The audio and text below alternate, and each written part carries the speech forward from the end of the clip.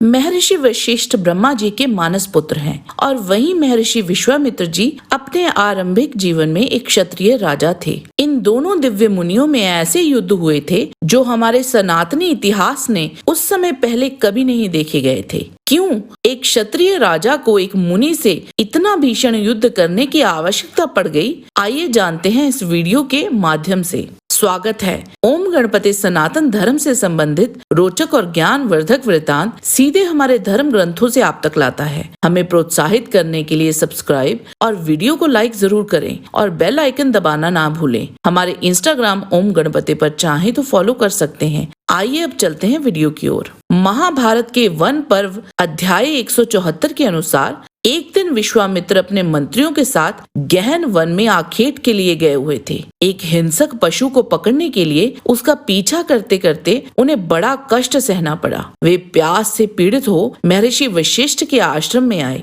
महाराजा विश्वामित्र को आया देख महर्षि वशिष्ठ ने उनका सत्कार करते हुए आतिथ्य ग्रहण करने के लिए आमंत्रित किया। महात्मा वशिष्ठ जी के यहाँ एक कामधेनु गाय थी जो सभी मनोरथों को पूर्ण कर दिया करती थी। ग्रामीण और जंगली अस्त्र, फल फूल, दूध, भोजन तथा भांति भांति के बहुमूल्य रत्न एवं वस्त्र आदि सब सामग्रियों को उस कामधेनु ने प्रस्तुत कर दिया। उस समय विश्वामित्र जी अपनी सेना और मंत्रियों के साथ बहुत संतुष्ट हुए। वशिष्ठ जी ने उस कामधेनु का नाम नंदिनी रखा था। राजा विश्वामित्र ने उस समय उन महर्षि से कहा, ब्राह्मण, आप 10 करोड़ गायें अथवा मेरा सारा राज्य लेकर इस नंदिनी को मुझे दे दें। महामुने, इसे देकर आप राज्य भोग करें। वशिष्ठ जी ने कहा, देवता, अतिथि और पितरों की पूजा एवं यज्ञ के हविष्य आदि के लिए ये दुधारू गाय नंदिनी हमारे यहाँ रहती है। इसे तुम्हारा राज्य लेकर भी नहीं दिया जा सकता। विश्वामित्र जी बोले, मैं क्षत्रिय राजा हूँ, मैं अपना धर्म नहीं छोड़ूंगा। इस गाय को बलपूर्वक ले जाऊंगा।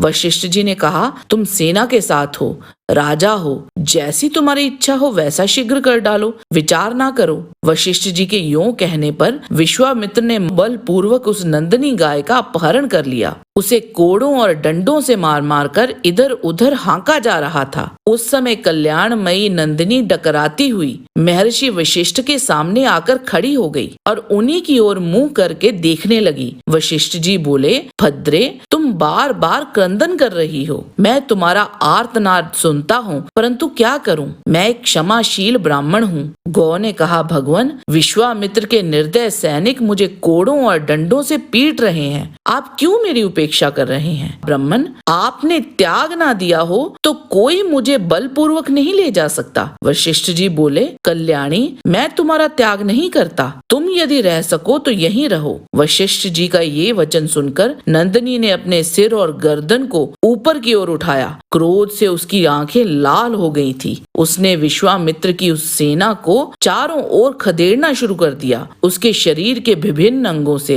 पहलवों, द्रविड़ों, शकों, यवनों, शबरों और बहुत प्रकार के मलेच्छों की पूरी सेना उत्पन्न हो गई। उन्होंने विश्वामित्र के देखते देखते उसकी सेना को तितर बितर कर दिया। वे सभी योद्धा भयभीत हो सब ओर भाग चले। यह देखकर विश्वामित्र क्रोध से व्याप्त हो मुनि श्रेष्ठ वशिष्ठ को लक्षित करके बाणों की वर्षा करने लगे, परंतु महामुनि वशिष्ठ ने विश्वामित्र के चलाए हुए भयंकर नाराज, क्षुर और भल्ल नामक बाणों का केवल बांस की छड़ी से निवारण कर दिया। युद्ध में वशिष्ठ मुनि का वह कार्य कौशल देखकर विश्वामित्र भी पुनः कुपित हो महर्षि वशिष्ठ पर रोष पूर्वक दिव्यास्त्रों की वर्षा करने लगे। उन्होंने वशिष्ठ पर आग्नेय अस्त्र, वरुणास्त्र, इंद्रास्त्र, याम्यास्त्र और वायव्यास्त्र का प्रयोग किया, परंतु महातेजस्वी वशिष्ठ जी ने ब्रह्म बल से प्रेरित हुई छड़ी के द्वारा इन सब अस्त्रों को पीछे लौटा दिया। वशिष्ठ जी ने विश्वामित्र के 100 पुत्रों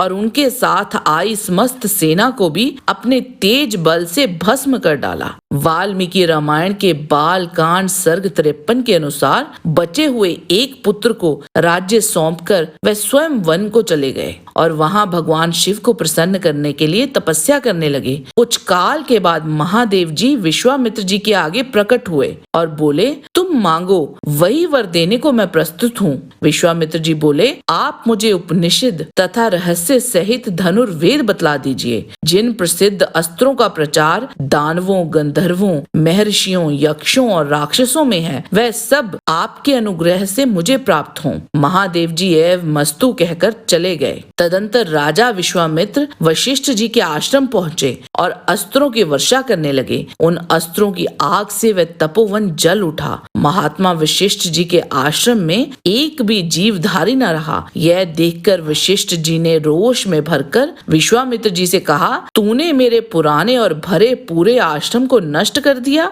अब तू ना बच पावेगा। यह कहकर वशिष्ठ जी ने अपना ब्रह्म दंड उठा लिया और बोले, अरे क्षत्रियों में नीच, ले मैं खड़ा हूँ। तूने महादेव से जो अस्त्र शस्त्र प्राप्त किए हैं उन सबको मेरे ऊपर चला। ओ क्षत्रिय, तू मेरा दिव्य ब्रह्म बल देख। अब विश्वामित्र जी ने आग्नेय अस्त्र चला दिया, पर उसे ऋषि वशिष्ठ जी ने ब्रह्म दंड से शांत कर दिया। क्रुद्ध होकर विश्वामित्र जी ने एक के बाद एक वरुणास्त्र, रुद्रास्त्र, इंद्रास्त्र तथा पाशुपतास्त्र तक छोड़ दिए। इनके साथ ही मानव, मोहन, गांधर्व, वज्र, ब्रह्मपाश, कालपाश, वरुणपाश, पिनाकास्त्र, पैशाच, क्रौंच, धर्म चक्र, काल चक्र, विष्णु चक्र, वायव्य, मूसल, कालास्त्र आदि सभी अस्त्रों का प्रयोग कर डाला। वशिष्ठ जी ने इन सभी अस्त्रों को अपने ब्रह्म दंड से ग्रस लिया। इन सब अस्त्रों के बाद विश्वामित्र जी ने ब्रह्मास्त्र चला दिया।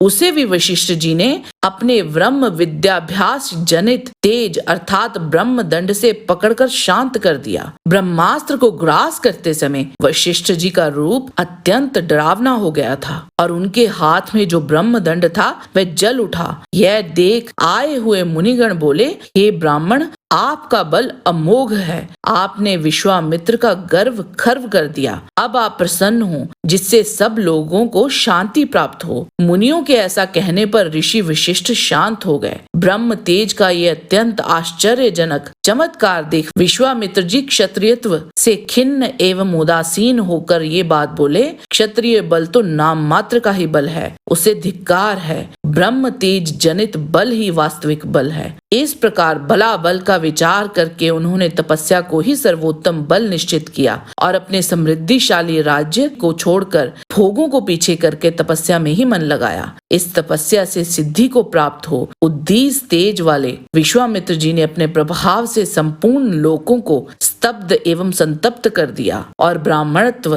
प्राप्त कर लिया। इस ब्राह्मणत्व को पाने के लिए विश्वामित्र जी ने हजारों वर्ष तप किया था और कई बार उनके तप का उन्हें वो फल न मिला जो वो चाहते थे। वे पुनः तपस्या करने लग जाते थे और ज्ञात रहे विश्वामित्र जी के हृदय में मुनि वशिष्ठ जी के लिए वैर काफी समय तक रहा। पर विश्वामित्र जी ने पुनः तप किया और क्रोध पर विजय प्राप्त कर ब्रह्म ऋषि हुए। आज के वीडियो में बस इतना ही। हमारा आज का वीडियो आपको कैसा लगा हमें एक लाइक देके और कमेंट करके जरूर बताइएगा। हमें समय देने के लिए आपका बहुत बहुत धन्यवाद। अगर आज का वीडियो आपको पसंद आया है तो शेयर करने की कृपा कीजिए। अगली मुलाकात तक परमात्मा का सानिध्य आप और आपके परिवार पर बना रहे, इसी कामना के साथ नमस्कार।